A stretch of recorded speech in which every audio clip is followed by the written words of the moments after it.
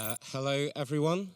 Welcome to this event in conversation with Naledi Pandor, hosted by the International Centre of Justice for Palestinians, or ICJP. The ICJP is an independent organisation of lawyers, politicians, and academics who support the rights of Palestinians and aim to protect their rights through the law. The pro-Palestinian movement has many strings to its bow, through education, grassroots engagement, peaceful protest, and politics. But our work is underpinned by the belief, the fundamental belief, that law, justice, and accountability are the most crucial avenues to protect and support the rights of Palestinians. And that is because they are indisputable. No one can reasonably argue against the equal application of international law without fear or favour. Israel often says that it is unfairly, uniquely targeted. It often says that it is held to higher standards than other countries. But of course, it is the opposite that is true. Time and time again, Israel is uniquely exempted from the international rules-based system. And this is where international institutions become so important. The International Criminal Court arrest warrants for Benjamin Netanyahu and Yoav Gallant are a perfect example of this, as is South Africa's genocide case against Israel at the International Court of Justice, which I'm sure will be the subject of much discussion today. We are honoured to be joined today by Dr. Naledi Pandor, who served as the Foreign Minister of South Africa from 2019 until June this year, overseeing South Africa's actions at the ICJ.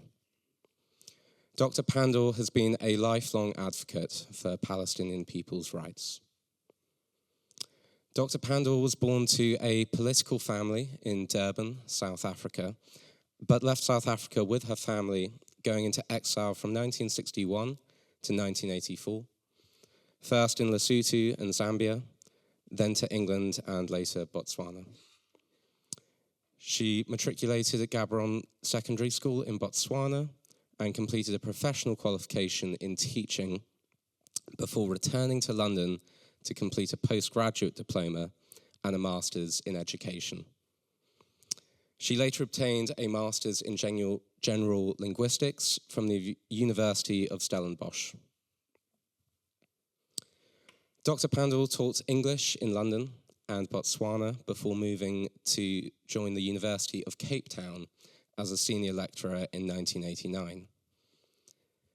By this time, South Africa had held its landmark democratic elections in 1994, and she had taken a leading role in the formation of the ANC education policies, becoming a member of parliament in that first post-apartheid government, subsequently amassing impressive experience in numerous positions of leadership in public office. As well as her role as foreign minister, Dr. Pandor has been Minister of Science and Technology, Minister of Education, Minister of Home Affairs, and Deputy Chief Whip. We are privileged to hear from such an esteemed and experienced individual who has worked tirelessly throughout her life, throughout her career, for justice. Dr. Pandor will be joined in conversation by Tayab Ali, Director of ICJP and Head of International Law at Bindmans LLP. Tayab is an internationally recognised and highly respected solicitor advocate. His practice encompasses criminal and civil public law in both the UK and international jurisdictions. He is partner and head of international law at Bindmans LLP, and as a lawyer, Tayab's work and case profiles have consistently been recognised by the principal legal directories, which have ranked him as a leading lawyer in multiple practice areas. He is rated as a super lawyer by Thompson Reuters and recognised in the field of civil liberties by the Legal 500. Now, I have a couple of final bits of housekeeping, if you'll bear with me, before the discussion. So fire exits, there's 2 here on the right, and on your left is the audience, and 1 to the right of the main stage as well. And there's also 2 other events upcoming very shortly that I will quickly put on your radar. So the first is another ICJP event in collaboration with Amnesty International. That will be a legal panel, and it will be taking place in this room this coming Tuesday at 7 p.m, doors at 6:30, and that's entitled Occupation, Apartheid, Genocide, How Enforcing International Law Can Secure Justice for Palestinians. Tickets for that are only £3 or £4, and the last few ones are remaining. It's nearly sold out, so you can go on Eventbrite to look for that. And the second event, some flyers have been handed out that you may have seen. It's being hosted by Critical Collective, taking place next Sunday at the Genesis Cinema in Mile End. And that's featuring Dr. Ghassan Abu-Sitter, followed by a guest panel, which is in aid of Dr. Ghassan's Children Fund. I'm sure many in this room are familiar with his work. But back to this event, once again, it will be a conversation between Tayab Ali and Dr. Pandor. But if you would like to ask a question, then please tweet it with the hashtag ICJP, as spelt here. And if you tweet it with that acronym, we'll be monitoring it.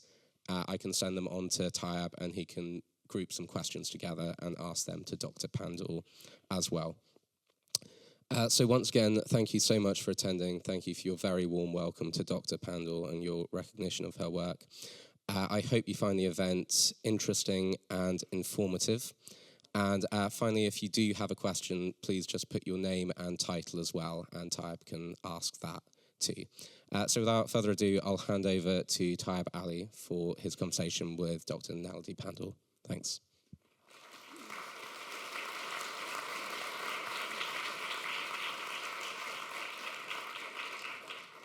Thank you, Jonathan. And Dr. Pandor, I think I should start by welcoming you back to London, because this isn't the first time you've been here, and in fact, you've lived here previously, and hopefully we'll speak a little bit about that. But just before I ask you my first question, I've just had the honour of spending 20 minutes, half an hour speaking to you. And in all honesty, I hope I can do Dr. Pandor justice, and all of you justice as well, because I could literally spend months speaking to Dr. Pandor and learning from... I said to one of my colleagues, I wish I had this on camera, and we were just having a conversation. So hopefully this will be the same. And so Dr. Pandor, you grew up surrounded by ANC leaders and activists. Could you tell us a little bit more about the environment in your home and what it was like to be raised with visitors who played a pivotal role in that struggle for liberation? Well, I think, good afternoon, everyone. I think I was very fortunate to have that exposure and the opportunity to meet some of our leaders. But of course, they were always meeting for business. For politics, for the struggle. So our childhoods were not really normal.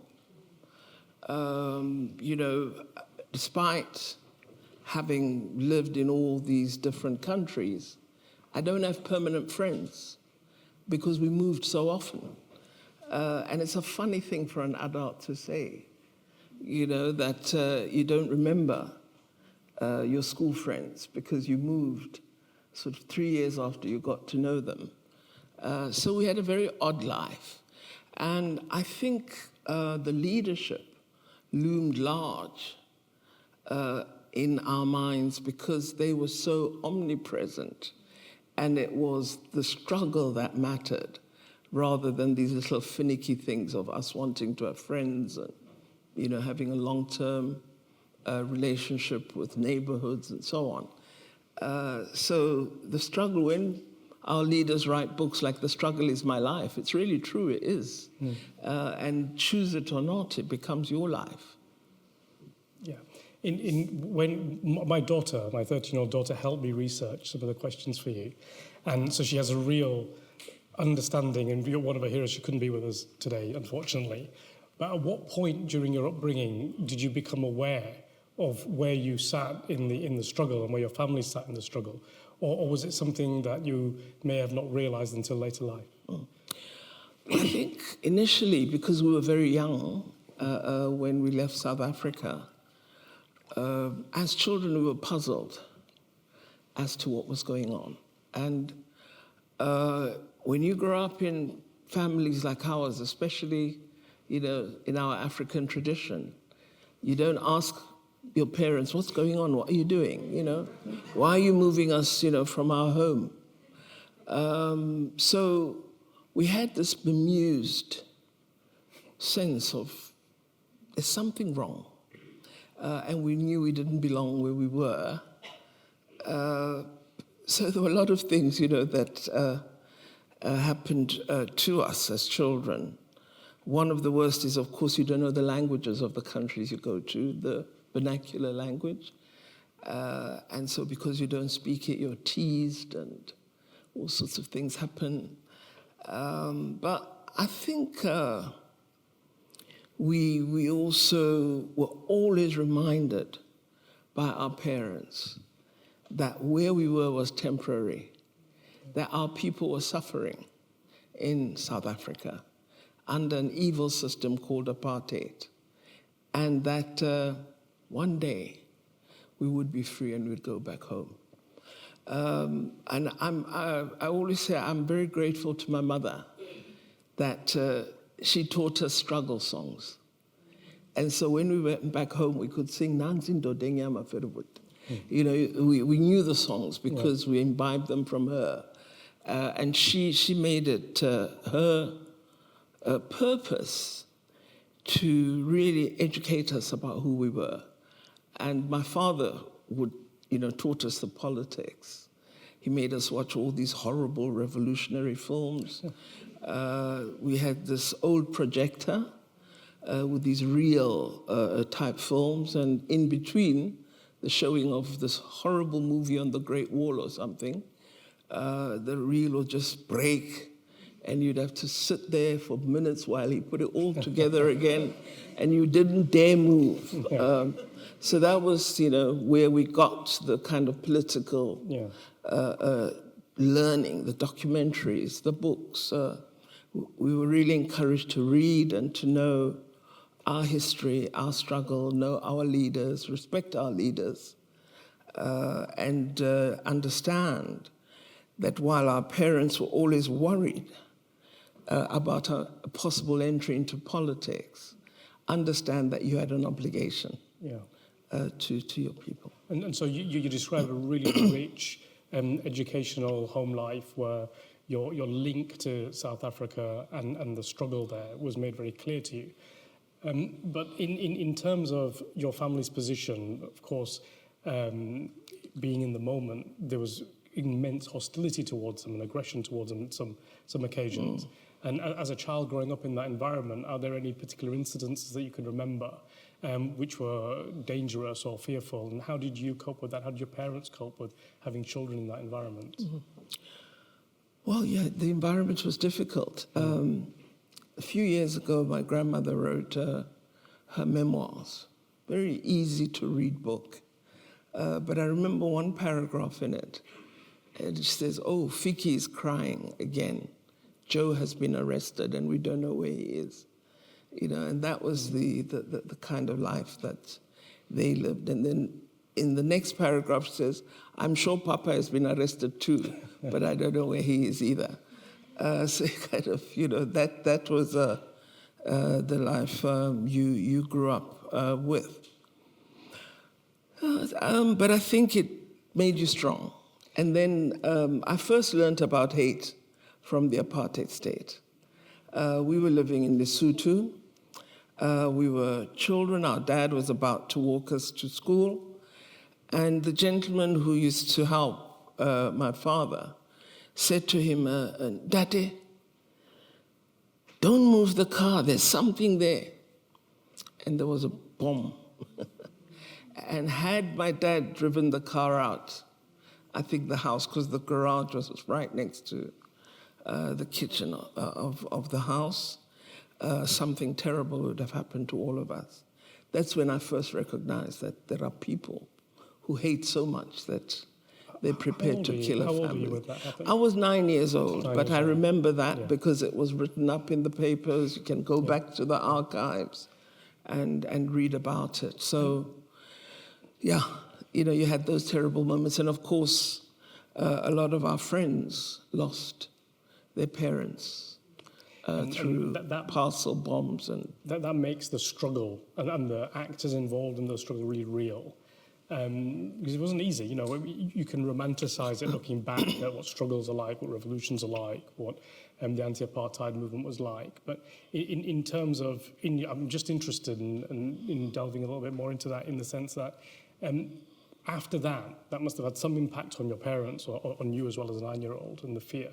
Was there discussions about actually what can we do to remove ourselves from the struggle, or was it an absolute determination that it doesn't matter, this is more important? No, we expected that your enemy would act like that, and you had to be resolute. So one of the, I think, important features of the struggle is that it had many different dimensions to it, certainly from the liberation movement side, because our organizations began for many decades with a process of petitions, believing that the state would respond in a positive fashion at some point. That changed after decades into a very different form of struggle. And this was caused by the lack of responsiveness of the state until we reached the point where we decided we had to have an armed wing. It took a number of years and many efforts at different strategies. But I think the important essence of our liberation movements is that they are always understood that you need to reflect on the moment, and should there be a necessity to address strategy, you must rework it, you must rethink it. So it was never a constant of a set of actions. There was always revision and responsiveness to different and changing circumstances and different responses of the state. So the more the state was harsh, the more determined they made us. So clearly you have activism against oppression and apartheid in your heritage. Clearly you have that. And your father and grandfather were both involved in the Treason Trial. Now, of course, you were very young when that happened. But I just would like you to explain a little bit about what the Treason Trial was and the impact that had, not only on your family then, as far as you can understand it now, but also in your later life, in looking back at the impact that might have had on you. Well, the organization realized that one of the things they needed to inculcate as part of the struggle was what we came to call mass mobilization and mass activism by the community. And so began the processes leading to the 1952 National Defiance Campaign, which was very well organized, very successful, mass stayaways.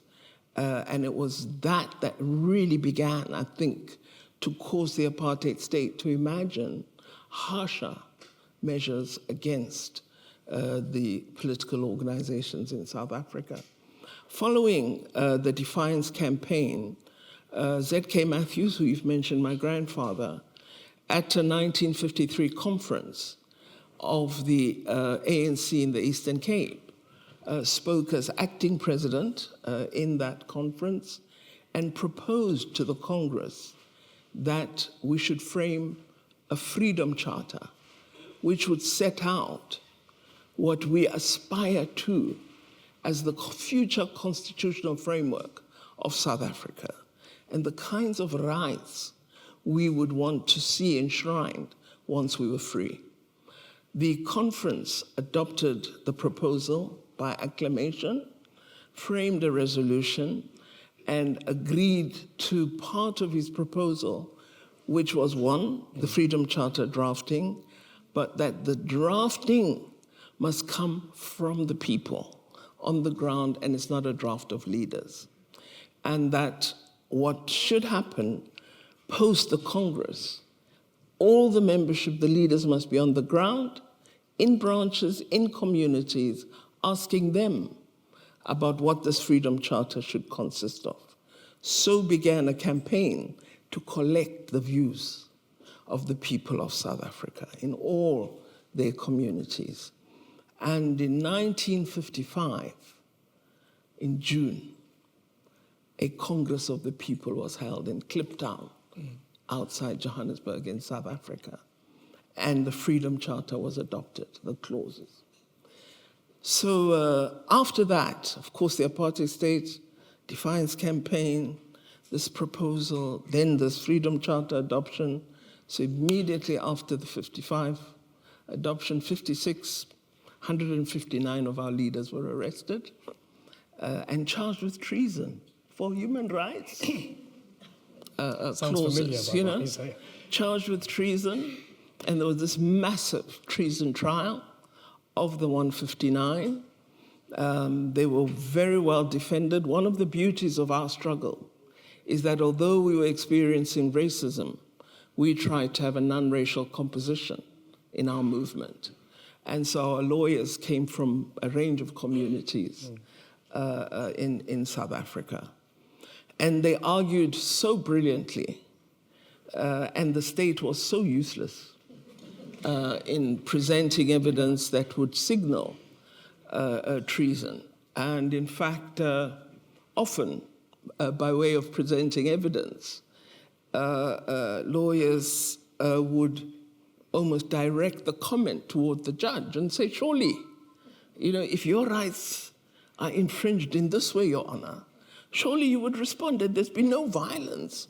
All we are talking of is human rights. You agree on human rights, don't you? Yeah. You know, in the end, all 159 were acquitted. Excellent.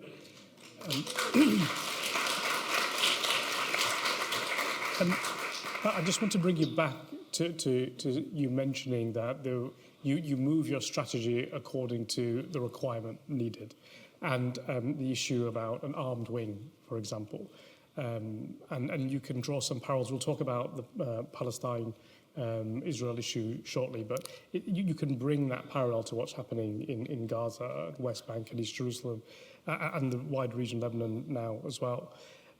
But the way that the West frames these things when the ANC considered this to be a legitimate part of the struggle is they labelled it as terrorism. And I just want to understand what impact that had domestically in the struggle, in the people that were from South Africa, and whether it was noted, whether it was noticed, whether it had any impact, or whether it was just something that just came as part of the struggle and people just carried on with what they needed to do. Well, in South Africa, the liberation movements were always very close to the people. They were on the ground. And even though we had many of our leaders in exile, we had structures in country, and we had a very robust underground movement. So there are a range of features of organization that are very different from what exists in Palestine, and it may be a result of a much more deadly context of Israeli apartheid, which is hugely violent. Apartheid was violent, but the Israeli violence, I think, really is not available as evidence in history. Some of the worst excesses are being practiced. But let me just point out something, and I know I become very unpopular when I say this, because it's very nice to be a grand revolutionary. But with our struggle, one of the things our leaders tried to do was to avoid harm to civilians, because we always wanted to have the mass support. It was very important. And the leadership realized that if you begin to, in the course of struggle, harm your civilian population, the community looks at you in a different way, and real concerns start to emerge. And so they were very clear that our armed struggle would target the state, would target state institutions, would target individuals working within the state. but would seek to avoid civilians who have no association with those institutions. So they may very well feel the absence of a telegraph pole as civilians, but they would not be the target. We did have some organizations that directly targeted community members, ordinary residents. And if you were to assess their popularity today, you would see that they didn't enjoy the level of support that I think they anticipated they would. Yeah, and I mean... So this is something that's very important. I've had quarrels with it with some of my friends because they believe that actually you should go all out, kill everybody. It doesn't work. You lose the people. And that's something that you need to be very, very careful about. I'm not saying you shouldn't have actions, but there are a range of strategies available that can make a difference in a struggle. And targeting ordinary civilians can be a real problem for one. But even though the ANC didn't, as a matter of policy, target civilians, it didn't stop governments in the West or other places that were allied to the apartheid government still declaring the ANC as a terrorist organization. Yes. No, indeed. Mandela was declared a terrorist, exactly. And then became the darling of those who called him a terrorist. I mean, this just illustrates, the level of double standard and dishonesty that exists in parts of the world today. And we're experiencing it right now. And so what you've described in the discussion so far, which is really interesting, and one of the things I've learned from you today, is that the anti-apartheid movement, the activists in it, the leaders in it, they had a really clear sense of what they wanted to achieve. It wasn't, we want freedom. They thought beyond freedom. They thought, okay, once we've got freedom, we want a charter, we want rights, we want to implement that. And there's two parts to this question. The first part is, how did the anti-apartheid movement export that to get global support? And how important was doing that? And secondly, and I'll ask it now so I don't forget the question, has the South African government now lived up to that ideal that was originally incubated in that ideal at the beginning? Well, I think that the attitude of the liberation movement was drawn from the processes that followed the Great War, the Second World War, particularly the creation of the United Nations, which for us did make a real difference because of the establishment eventually of the Special Committee of the UN, the Committee Against Apartheid. So we believed very much in international institutions and in internationalism. We made it a huge effort to approach the international community and to get their support in what we felt was a moral offense of apartheid, of racism, of discrimination against us. And when we could not secure support from formal governments, we approached civil society and we found morality and support there from faith-based organizations, youth formations, women's organizations, trade unions especially. So all of these organs of civil society agreed to become part of the international anti-apartheid struggle. One of our leaders in the Democratic Liberation Movement, Comrade Abdul Minty, Ambassador Minty, he was assigned to lead the anti-apartheid struggle internationally. And so you had an ANC presence working with all these international organs, developing coherent, coordinated campaigns, and ensuring that we knew the agenda of the apartheid state all the time. We knew which team thought it would play where, which stadium they thought they could use, what coaches they were using, the hotel they planned to stay in, and we'd have people at every space, making sure apartheid cannot play, apartheid cannot happen. And so it was civil society that played a critical role in the dimension of the struggle that we call the International Solidarity Campaign. And that is a very important dimension. And the lesson is that while our initiatives in the national space are important, but taken collectively, they are effective. If we work together, if we identify organizations that are ready to be active, if we ensure we work together in concert, if we ensure we know there's going to be an Olympics, that we have a sports component, and they will engage with the International Olympic Committee and ensure the apartheid state cannot participate.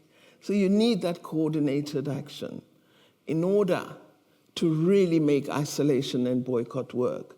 But to just talk about it or protest about it is insufficient to the task and to what we need to achieve. So I think where we are today requires us to really examine our strategy and our tactics, and to look at whether there's a need for adjustment and better coordination so that the collective effort can achieve some advance. And it sounds like you needed a strong international civil society to receive that strategic objective. What do you make of civil society around the world now? Is it still a fertile ground for that? Are we lacking something? What's the difference between then and now? I've been trying to analyze what the difference is. And I can't find a better expression than there's been a loss of morality. And in trying to analyze it and being a quasi-academic, I'm nervous about being wrong in analysis. But in trying to analyze it, I think once it became acceptable for us to neglect, to be angry about a war such as the war against Iraq, which was clearly based on a lie, and where thousands of lives were lost. And then Iraq was followed by the next, and so on and so on. So we almost made it a right to oppress, a right to harm, a right to infringe. And having created that condition, it's difficult then to retreat into morality. You have to begin to infuse it all over again. It's a whole new generation you've got to educate about where we come from with respect to the struggle against apartheid, what all of us did together, what we achieved, how we kept the name of Mandela alive, how eventually Mandela did become free, how we did get democracy in South Africa, how we have a constitutional framework that incorporates some of the best values and principles a society can have. And that effort was an immense world effort. So we need to get that back. We need to educate each other. And I think we perhaps need to have what my leaders in the ANC call political education about these things so that we understand. Because struggle is about principles. Struggle is about value. It's not just a march. It's much more than that. There are lives being lost. There are people in prison. There are children without families. There is land being expropriated. All things that we are told not to do are being done against the Palestinian people and other oppressed people in different parts of the world. And so I think we need a reminder to ourselves and some work toward building a sustained global movement that would be a representative for those who have no representation.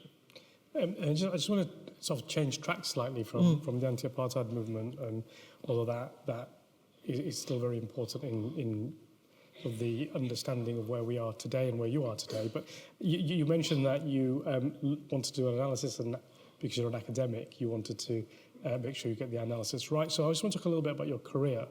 Your career began in education, teaching roles in London, Gabon, and universities in South Africa. How did your experience as an educator influence your perspective on leadership and public service? Well, education is about trying to encourage the best in people and, seeking to inculcate excellence and quality in outcomes.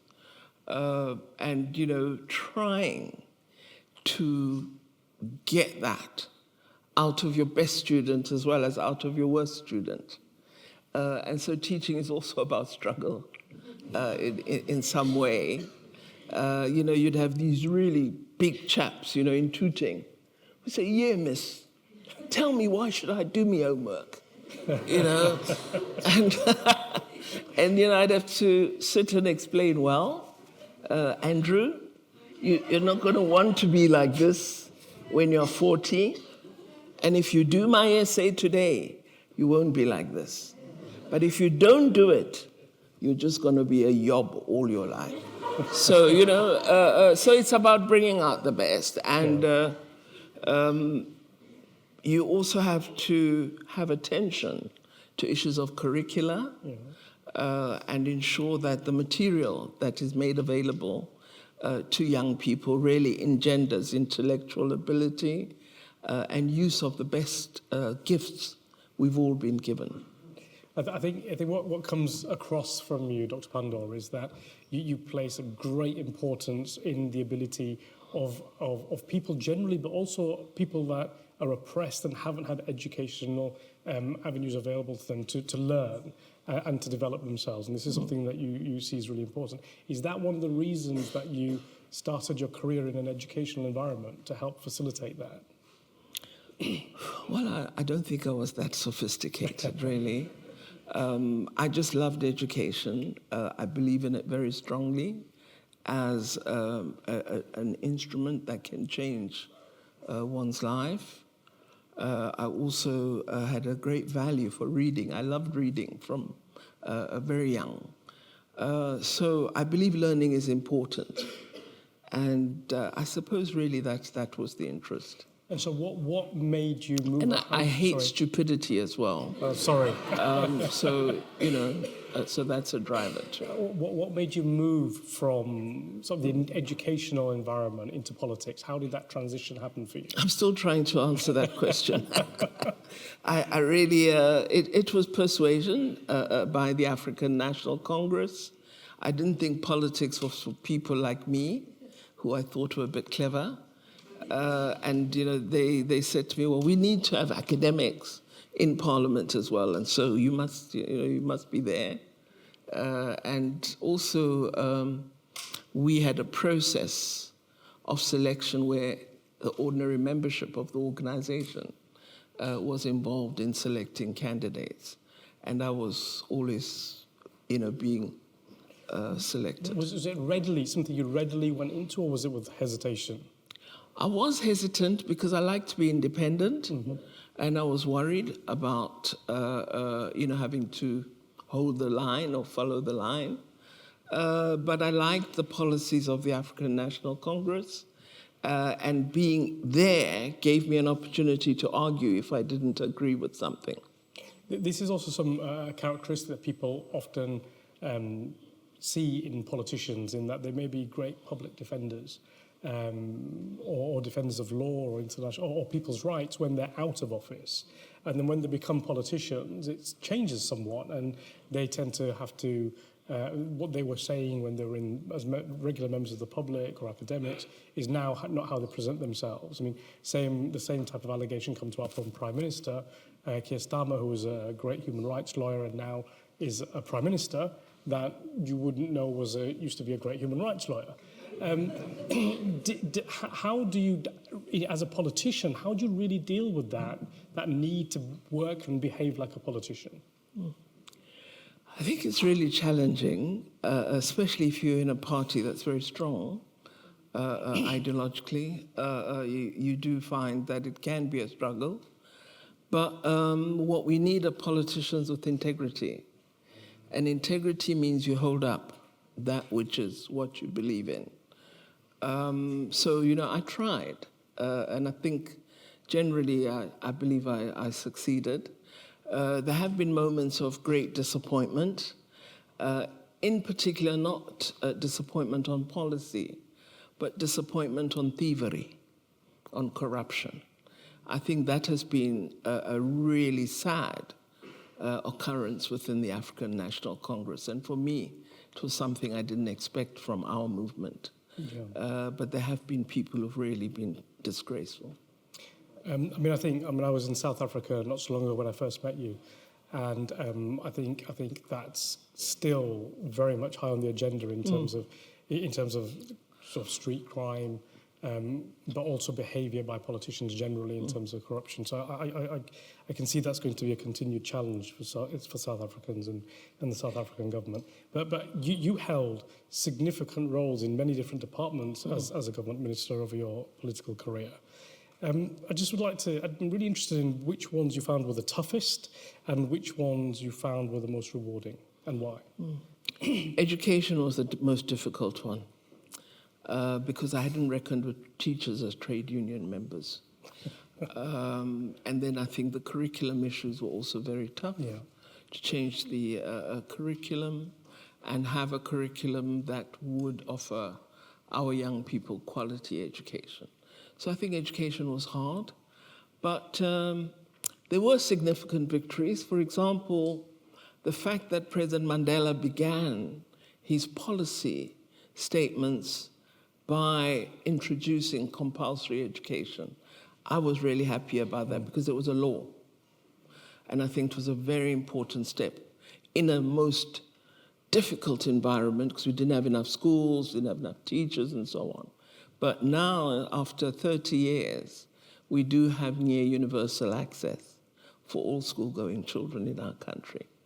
And that's very important. We don't have quality for all yet, but all children are going to school, and I think that's important. It's a foundation on which we should build.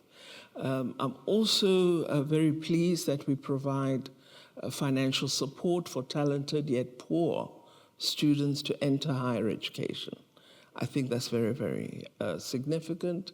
I was a member, when I was an education activist, of the beginnings of a financial aid scheme for poor students called the Tertiary Education Fund for South Africa. We began as an NGO with very, very little money. And of course, I never thought I'd be a politician, and my dream was that TEFSA would become a national scheme for all young people from poor families. And my happiest day was when the then minister, Professor Kada Asmau, who was the chair of the anti-apartheid movement in Ireland, when he introduced legislation to create a national student financial aid scheme, and it's now a statutory body. Well done. You know. So that was really good. But my favorite ministry was science and technology. Why was that? Because you only deal with clever people. Only, you know. In fact, it was such a fascinating post. When you were the minister in that position, everywhere you went, people called you doctor. So I was always being called Dr. Pandor, you know. And I was always, you know, because of being honest, I'm telling them, I only have masters, I don't have PhD. I don't have PhD. And then I was appointed to another ministry, then a second term in science and technology. I thought, I'm going to register for PhD. And I did. Well, 4 years of not sleeping, I got my PhD. And now when they said doctor. Congratulations. So science and technology was great. And in it, there were so many significant projects. My concern about Africa is the absence of centers of research excellence. And we worked hard to create those in South Africa. We introduced research chairs copying models internationally. And then, of course, we secured our bid for the square kilometre array. Yeah. Our competitors were New Zealand and Australia.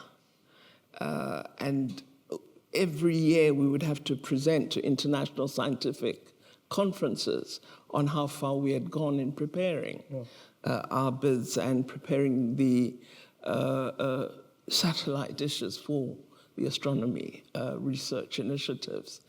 And at one conference, I was really beaten up by the Australian minister, going on about Africa, and South Africa doesn't have the capacity, and Australia had so many, astronomy scientists and produced such fantastic research in this area and so on. And I thought, I don't want to go through this, So I realized that the reason they were able to do this was because they always ensured South Africa spoke first and they spoke last. So, I caught on to the trick. Yeah. So in one particular important year, I made sure that I'm last. And a colleague stood up and, when they called his name, and then he said, "But you're first, surely." So I said, "No, they called you." He was really rattled because he knew what was coming. Yeah. So he stood up, made his input, and of course he'd prepared this funny input of his, saying really terrible things about our capabilities. And then he ended his session by presenting a little video. He was the Australian minister, and he had a video with the New Zealand minister about, how they're going to work together, the amount of resources they're putting in. And then the New Zealand minister said, and I conclude by inviting all of you to come to the World Cup. New Zealand is hosting the Rugby World Cup this year. And then I was the next speaker. And I said, well, I'm very glad as a minister of the Rugby World Champions to indicate we will be at the rugby, and then did my presentation. Really great. So, you learned a lot of things in science and through being in that ministry that we're often put down as African countries, African scientists, African academics, and we have to ensure that we do fight and claim our space. But as African governments, we must invest in research as well, both basic as well as blue skies. So you've got in this position where you've got your best brief, science and technology, you've worked in education, you've worked in these leadership roles.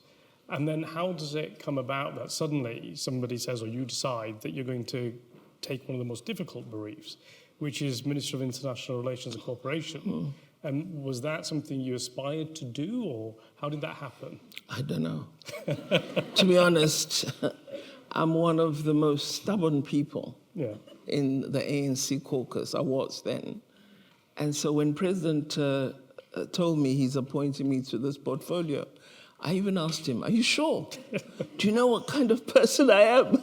I said, I'm not diplomatic, And he said, no, we want you there. It's very important. And here we are. So you have this brief. It's a difficult brief, regardless of what else is happening in the world. And we have October the 7th happen in Israel. And we have very quickly after that really clear signs about what Israel is going to do in terms of its occupation and its response to that.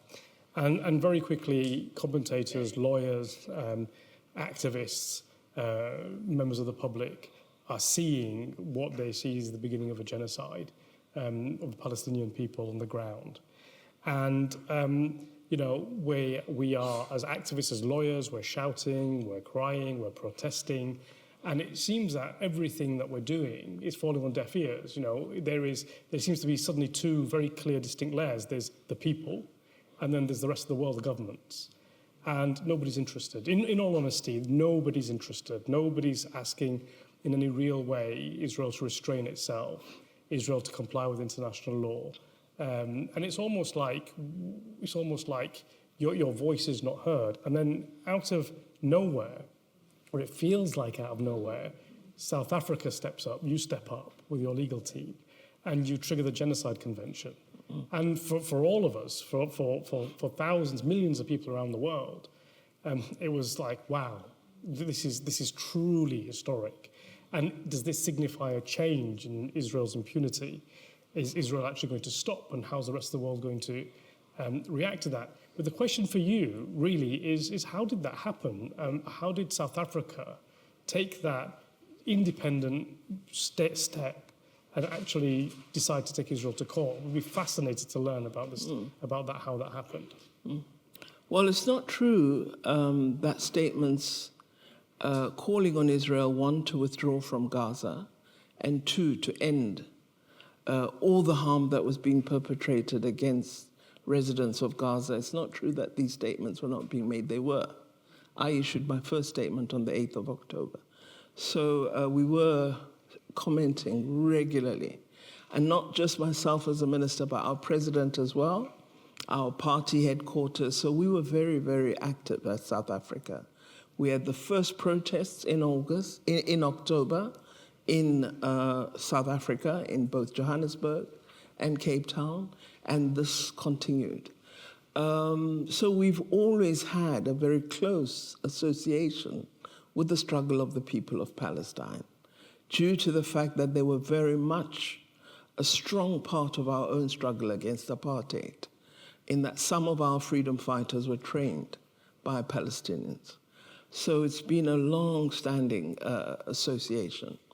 Now, as to the case was a decision of government. I was a servant of the government executing a decision of cabinet, and so I don't deserve all this applause because I really was acting on instruction. The initiative came from lawyers who were writing to us, strangely enough. And I was wondering, why are they writing to Foreign Affairs, you know? And they were asking, why don't you invoke the Convention on Genocide? Why is South Africa not doing anything? And it was all directed at South Africa, South Africa, South Africa. Then one day in a cabinet meeting, I think the Justice Minister had been getting the same emails. And he sent me a note.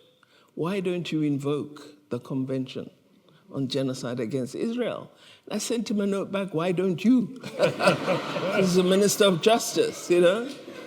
And so then he wrote back that actually the responsible ministry is yours. So I said, okay. So went back, met with our team, met with our legal advisors, and we agreed that we will put a proposal to Cabinet on this matter. If I get arrested, I hope you'll give me refuge in the UK, because I just left government, and I think there's a secrets thing, and you can't speak about certain things. So you can stay with if me, I no do problem. get arrested, No problem. do open your doors to me. Yeah. So anyway, we told the president what we intended to do, and he was in full agreement, supported the framing of this very detailed cabinet memorandum. We took it to them, and they agreed. There was nobody in cabinet who opposed. Wow. I knew from the reaction to statements we'd been making that we were going to face a real uphill internally, because we have one of the strongest Zionist federations in South Africa. And of course, they'd been commenting on all our public statements.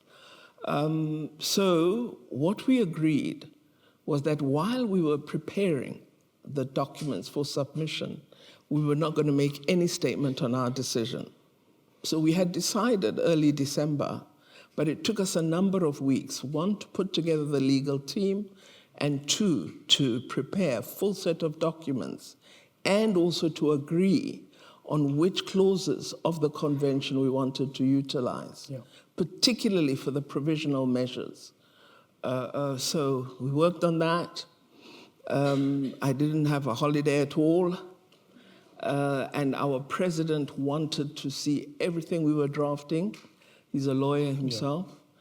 And worked very closely with us, with our team. Eventually, we were satisfied with the drafts, and we prepared them for submission, sent them through, and made a public statement the next day. And those who were commenting, it was a fait accompli. So it's amazing.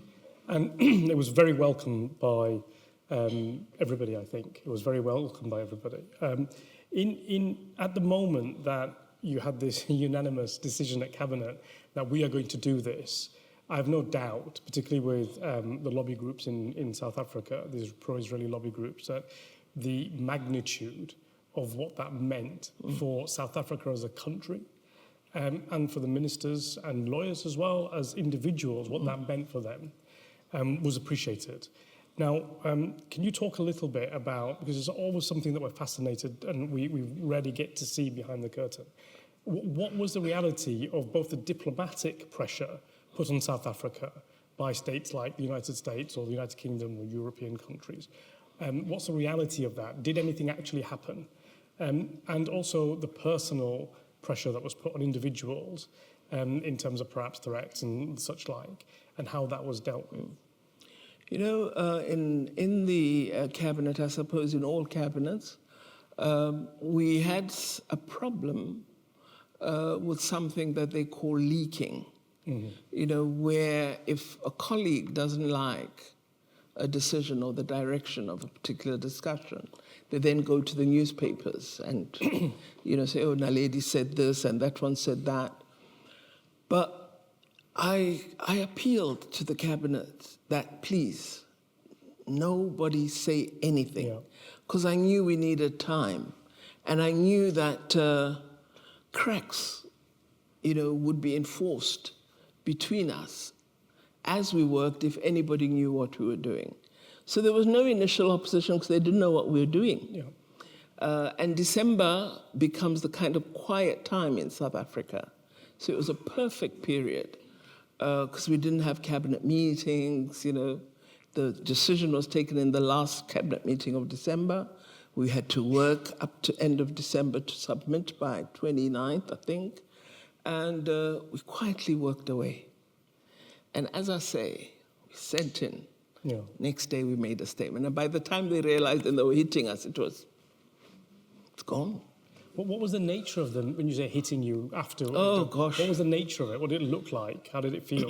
Oh, all sorts of things. You know, they said I'm a representative of Hamas in South Africa, that I'm a tool of Iran. And, you know, I had gone to Iran on another matter, but they said I went there to get instructions.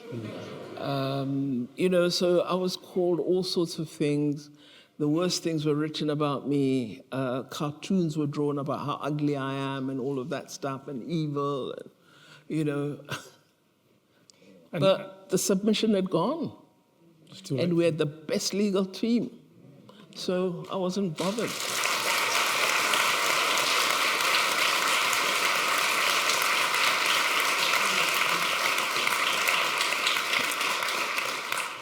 I think it's probably already a matter of public record, but one of the members of your legal team is Professor Jean de Garde, who's a friend of ICJP on our board as well. It's one of the people who was writing those emails. He was one of the people that was instrumental in getting this happen. And it's what you would expect of Professor Jean de Garde, who used to be a special rapporteur for the occupied Palestinian territories.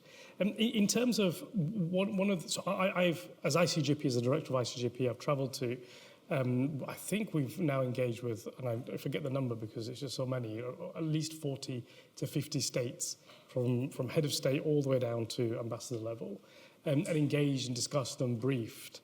And one of the things I found quite surprising is that countries tend not to speak to each other openly, which is a bit odd from a layperson's perspective. And so sometimes you need to sort of do that speaking for them, which I found quite strange. But also sometimes the fear that some states have, some quite prominent states, without naming who fear that if they take an overly pro-Palestinian stand against Israel, shutting off weapons, stopping oil passing through their territory, or supplying whatever goods that they supply, that the result of that will be significant disadvantage caused specifically by the United States. And one state in particular told me that they feared regime change domestically if they went too far. And they wanted to do what they could, but remain within the club, the Western States alliance. What can you... So South Africa's taken that step, the step that the United States never wanted you to take. How has that impacted on South Africa and its relationship with the West and its relationship with other states? Well, there are some states who support South Africa, and some have come out openly in support. And in the United States, there's great displeasure, as is shown by the draft bill that is in the Congress on the United States executive being asked to review their relationship with South Africa and actually cut down trade relations. So there's already that legislation. I don't know where it will go now with the election of a new Congress. I'm not aware of the composition and whether the particular drafter of the bill, the congressman, whether he's still in office. So there is that legislation. And then a lot of colleagues were very upset, those who support Israel. They didn't anticipate South Africa would take this step. And I explained to them the relationship we have with Palestine and the commitment South Africa has to peace in the world and the belief that no form of colonial oppression will ever be tolerated by us. No. Historically, we can't.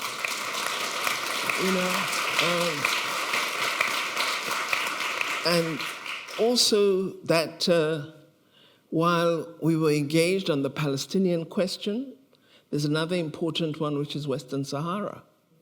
And that these two, historically, we just can't break ourselves off from them. So, colleagues would raise things like, yeah, but, the people of Israel suffered from the Holocaust. And it's true, they did. It was a terrible period. But the Palestinians weren't the practitioners. And so you can't make them the victims of this. And I said, a lot of what we're seeing results from the impunity that has been granted to Israel. It can't be, can it ever be argued that because we suffered apartheid, we have a license to kill all those who were involved in our oppression? Why then were we encouraged to negotiate with those who oppressed us and to create a condition in which all of us could live peacefully side by side? Why is it all right for the apartheid practitioners and it's not acceptable for us to do that for Palestinian people? It can't. So it lies in that relationship, but also lies in the origins of our Bill of Rights, which I mentioned, of the Freedom Charter, which did impose on us the obligation of attention to human rights. I don't think we've been perfect in all regards.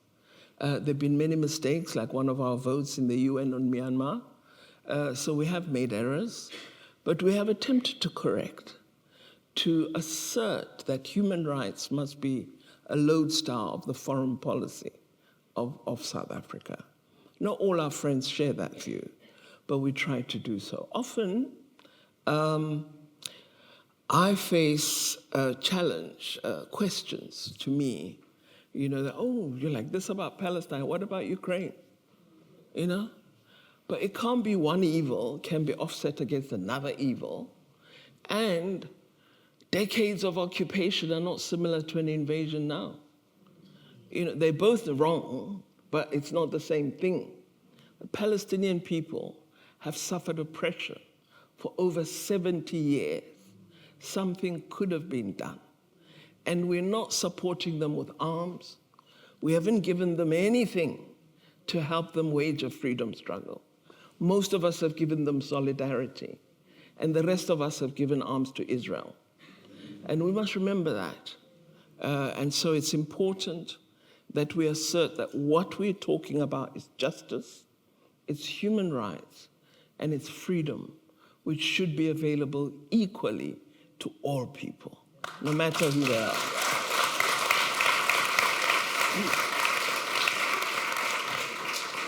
It's really interesting to hear you talk about South Africa's commitment to international law, international humanitarian law, human rights, the rights of its own citizens, and the attempt by South Africa to implement that domestically and internationally now.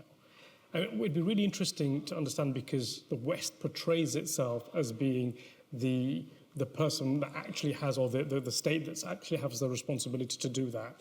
And from an African perspective, from a South African perspective, when you look at the United Kingdom, how did you see us previously, and how do you see us now in that context of living up to and protecting international humanitarian and human rights values? Well, sometimes I'm very disappointed because I learned many of my attitudes here in the UK. So, for example, I never thought Tony Blair would join in this Iraq thing, never. And it was a real shock to me.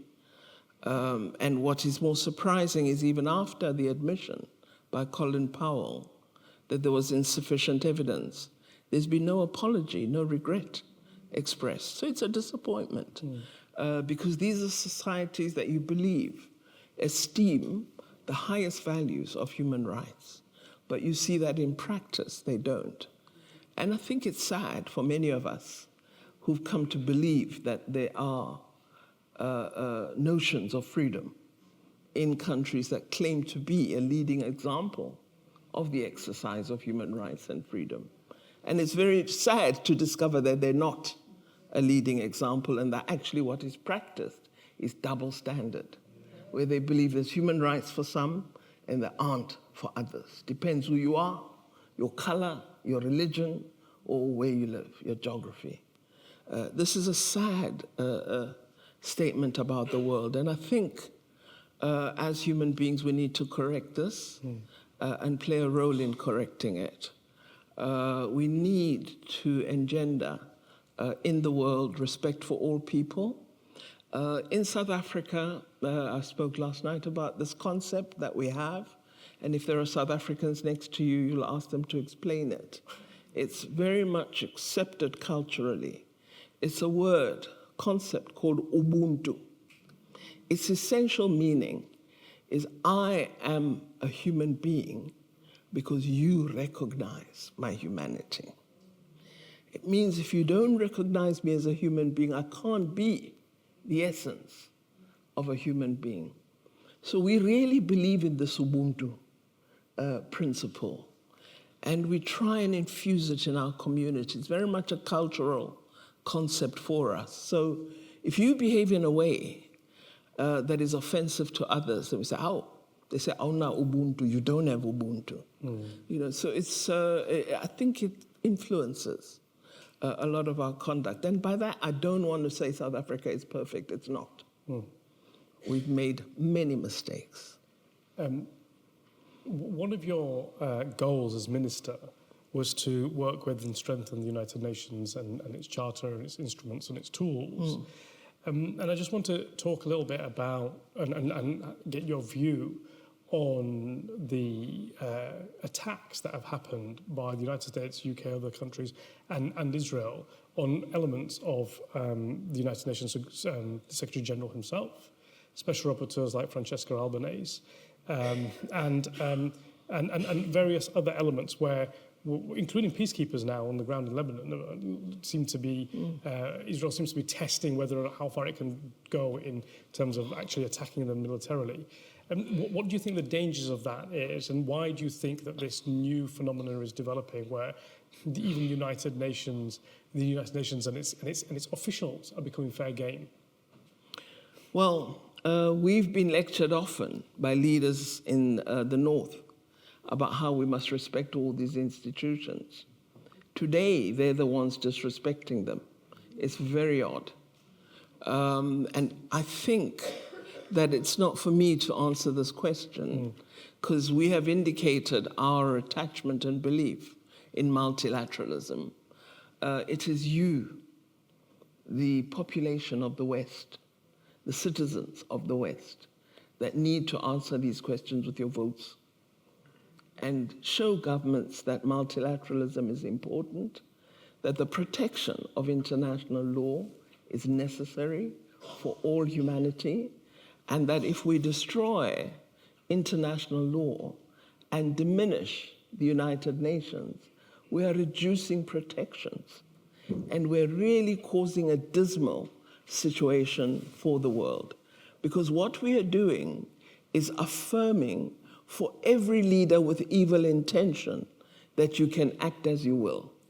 And we need to turn this around. And it's only through reform, I think, of the United Nations, of its mechanisms and structures, that we might begin to see change. One of the things I hope the reform discussions would include will be a discussion on peace enforcement. We don't have that capability in the UN at present. We have peace monitoring, but we don't have peace enforcement. If we had had a peace enforcement capacity, we would have had personnel that could be sent into Gaza to protect civilians. We must ensure that when we say never again, we mean never again. Nelson Mandela used never again in his introductory speech in Parliament as president-elect. We need to make never again possible. And then going from the institution of the United Nations, South Africa is a party to the Rome Statute. It's a member of the ICC. And I'd really like to get your insight into what you think is happening or has happened at the ICC, and how you see that process has evolved, and whether you're satisfied by that, or whether you think the ICC could have done more. Well, you're really seeing a great deal of hypocrisy, because the ICC 3 years ago was the most admired institution for having issued arrest warrants for Vladimir Putin. But today, when the ICC asks for warrants against the leadership of Israel, they've become the most unpopular institution and the target of vehement insults and threats. It's a further illustration of the double standards that many of our leaders have. And they should be challenged by all of us. One of the things that I do ask all of us to begin doing is to write. I'm sure everybody in this room is literate. We should all be writing. We should all be speaking on radio programs or wherever we can. We should all be tweeting and asking millions of questions about the attitudes of our leaders, which are dishonest attitudes and practices. And we should call them to public account on their conduct. We don't do it sufficiently. But when it's an African leader, we are so active. But when it's the West, somehow they escape scrutiny. And we need to begin to question ourselves on that, because we have to stop appropriating and owning this notion that if you're in the North, somehow you have better attributes than a person of the South. It's an entire dishonesty, and we need to start dispelling that myth and calling leaders to account and calling them out when they fail on commitments they have made. Kenyatta appeared in the ICC. He was ready to go there, much as all of us on the continent were saying, don't go. We were going to pull out of the Rome Statute. South Africa had said that, and we were preparing to do so because we felt the ICC was used for certain leaders and not all who breach or are alleged to have breached international law. After much discussion in the African Union, we felt it would be an error to diminish the status of an international institution. And as South Africa, because President Mandela held the ICC as an important protection against the commission of war crimes, we decided we could not withdraw. But now, this institution is facing a real threat. And it's facing it from progressive, modern, rich states, some of which have never signed the Rome Statute. They're not even members, and yet they force it to act in interests they have. I mean, the ICC is a treaty-based organization, so it's just by agreement by a number of states. That's all it is, unlike the United Nations, which also a charter-based organization, but tends to be accepted as a world center for states to discuss important matters, although Security Council and General Assembly also failing in some regards. What I wondered was, what's the danger of these institutions, these international institutions, not living up to their mandate? So the ICJ as well, the International Court of Justice, there's been, albeit the great work that South Africa's done, we saw people misinterpreting on purpose the interim measures judgment. We even saw the former judge president, in my view, completely inappropriately giving an interview and reinterpreting what was clear on a piece of paper. What do you think the danger is if this trajectory continues without accountability for what Israel does? What's the danger for us all? What's the danger for the region generally? And what's the danger for the institutions?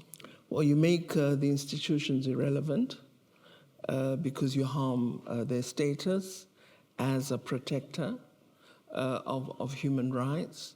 You also make them institutions that act on the basis of interests of countries rather than broader interest of the humanity and the rights of all. So you take them away from the reason for which they were established. And for me, the danger is you are arming dictatorships, you are arming undemocratic governments. We need to strengthen the ICC. We need to encourage it to act without fear, favor, or prejudice. It needs to be supported.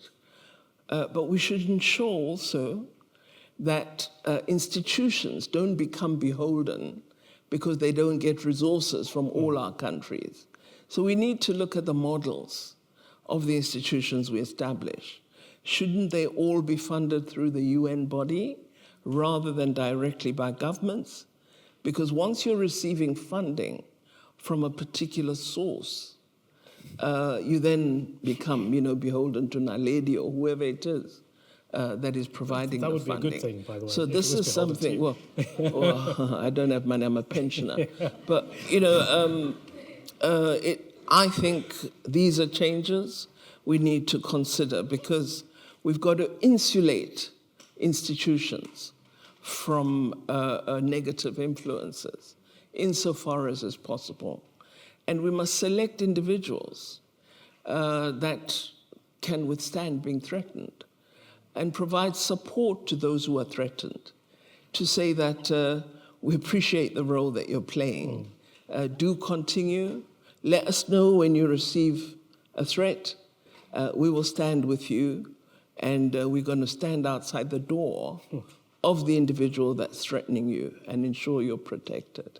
Great. If we could show that level of credibility and support, I think we begin to build institutions. And as these essentially controlled by global north or Western state institutions, or we're seeing now the hypocrisy in these institutions and that they've been used as imperialistic colonial tools to push forward Western governments' foreign policy objectives, and then when it's not in their own interests, or what their perceived interests are actually, they decide actually they shouldn't work in the way that they do. And then we often hear this concept of global south being promoted as an alternative or as a balancing power. And I just wanted to understand, is South Africa being a global south state and now a prominent one because of particularly what's happened with the ICJ, is this a real concept? Are there discussions amongst global south states to draw a balance to what we see happening, or are we entering into an era of a multipolar world even? What's your thoughts on that? I'm hopeful that the South will find its feet, because I do think it's an important concept. I don't think at the moment we have a coherent South. We have very different philosophies and political ideologies. But I think it's an important concept, and we need to make something of it. I'm watching BRICS as it grows with great interest, and I hope as BRICS matures that its membership will seek to differentiate themselves from the current norm. It's only in that way that you get a counterweight to the present maladies that we're experiencing in global geopolitics. I just wanted to talk about our Foreign Secretary a little bit here, David Lammy, and our government here. Oh, no, I don't. I really want to be able to seek asylum here, so let me talk about it. So I'll try to frame the question in a way that you will be able to. But no, on a serious note, David Lammy spoken about drawing inspiration from Nelson Mandela and the ANC. And it's an important point because whilst I was in South Africa, Mandela issued a press statement criticising David Lammy for public statements that he'd made because he was effectively saying my grandfather wouldn't have behaved in this way. And I just wonder, when you look at the United Kingdom under this current government and our foreign policy with David Lammy at the helm, do you see any lessons from the anti-apartheid movement or from Nelson Mandela being reflected in our policy? In any way at all? Well, I think in the initial statements during the campaign, you saw some sense of that. But since winning elections, I don't think you're seeing a reflection of that promise. So there is a challenge. And again, I come back to my mantra that what is important in politics is organization, is branches, is structures, is activists. And it is the activists, the members, who must call our honorable members to account, who must hold them to account, who must expose them when they're wrong. It is the branch chair or secretary who should say, you are not acting in accord with our policy. I've been watching the ANC government, in government now, and whether they're going to continue with the ICJ case, because they're now in a coalition with two parties that are patently anti our position on Palestine. And I have been so thrilled that they're holding the ground at present. But I also know that it will be very difficult for them to move away from the actions we've taken, because our members will make it impossible for them. Because we have clear resolutions, and they're acting on the basis of party policy. And so it's important that we do have clear policies and we ensure they're executed. I'm sorry I'm doing political education, but sometimes I think we forget the importance of these things, that we must be there in meetings, we should be asking questions. We can't just be observers of the progress of society. We must shape its direction.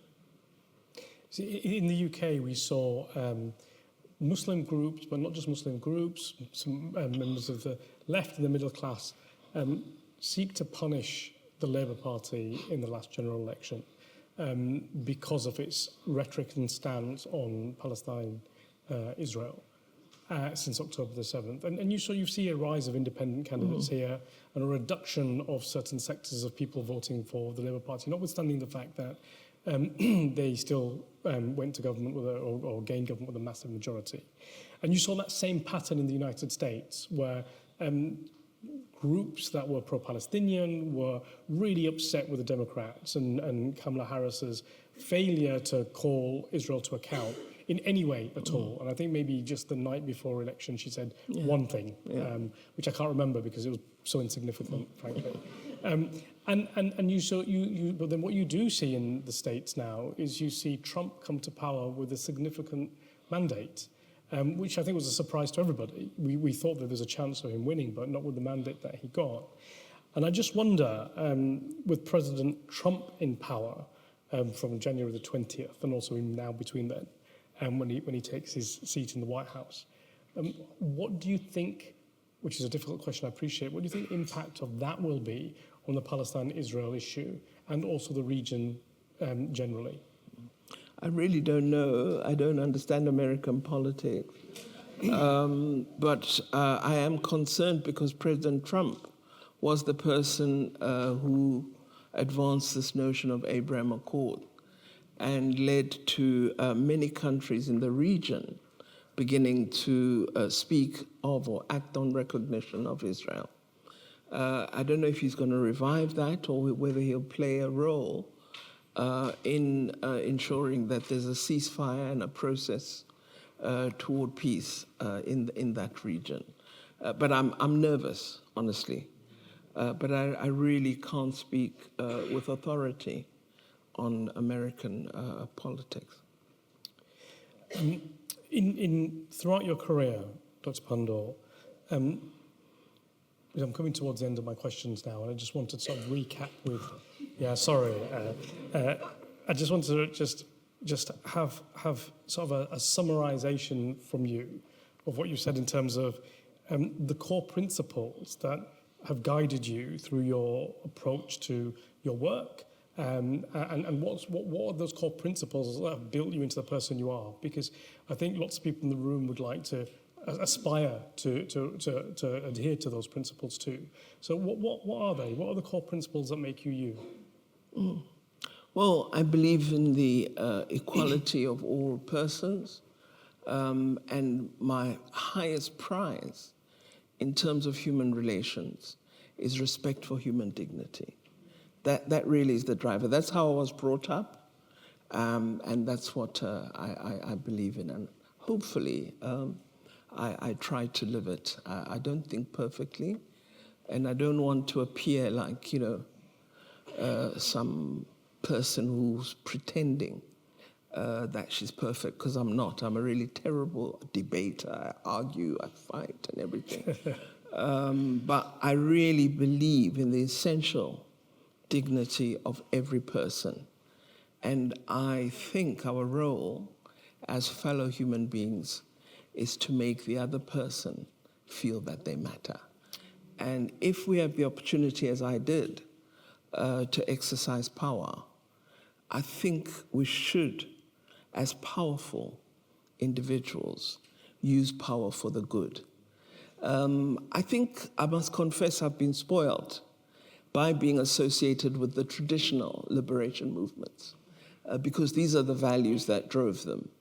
And they were, repeated to us so often that I have embraced them. They are part of me, and I try to live that life. So I don't support racism. I'm non-racial. I respect all orientation of all persons. I believe, we should really look to the value of all human beings. There's too little of that. So I suppose in conclusion, I might say that we came to have, as the liberation movements, certainly the African National Congress, a strong belief in ideals that emerged post-Second World War. And it was through drafting our vision of what a South Africa free should look like that influenced the kind of values and principles we embraced. And I think we are unusual as a nation in that our Constitution contains those values and principles. We have enshrined them as the constitutional law of our country. We're very weird. I was relating earlier that when we were writing our Constitution, gathered in the room were former exiles, former political prisoners, persons who'd been on death row, and we were all sitting, and then our apartheid oppressors, of course, and we were all sitting together trying to frame a constitution.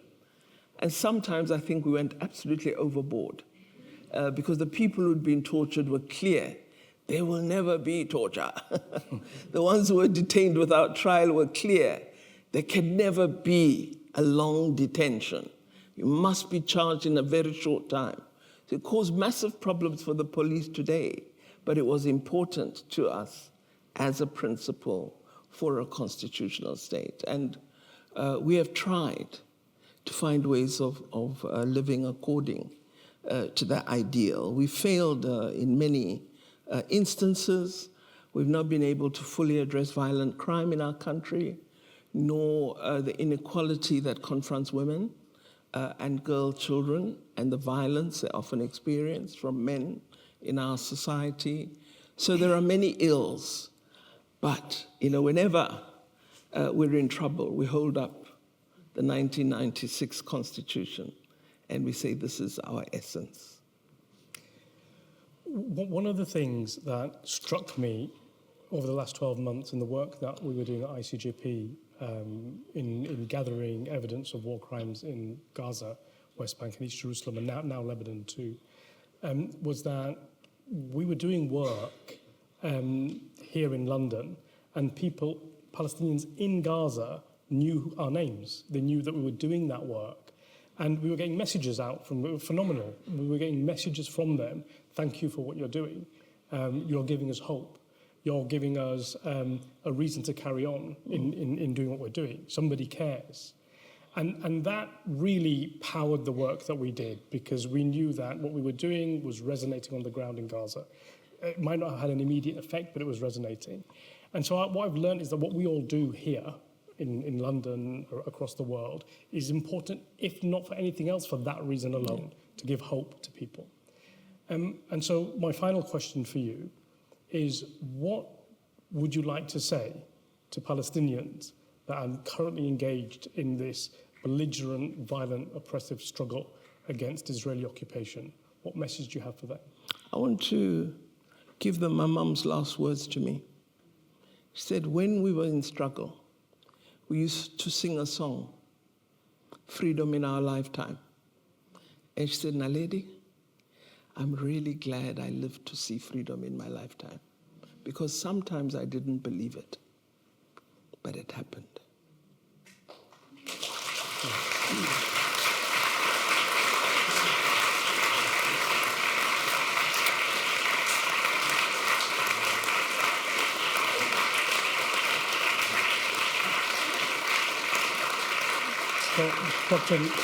Dr. Naledi Pandor, it has been an absolute honour and a privilege to have been able to speak to you today. Thank you very much for your time. Can we thank Dr. Pandor?